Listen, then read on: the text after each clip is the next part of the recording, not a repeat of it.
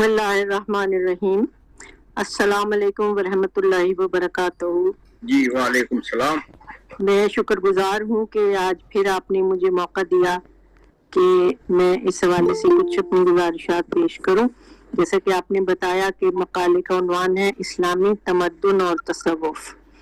اس حوالے سے کچھ میں نے نقشے منابع و مصادر بھی یاسر یوسفزئی صاحب کو بھیج دیے تھے، اور کچھ نقشے بنائے ہیں معاشرے کے حوالے سے، اور سیر اللہ کے حوالے سے وہ بھی بھیج دیے تھے۔ اگر وہ مناسب سمجھیں گے تو گروپ کے ساتھ شیئر کر دیں گے، میں مقالے کے دوران اس کا ذکر بھی کروں گی۔ اندیکھی دنیا کے اسرار و رموز کی تلاش انسان کو ہمیشہ سے رہی۔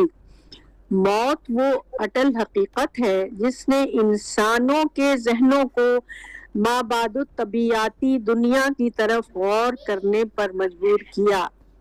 جب بھی کسی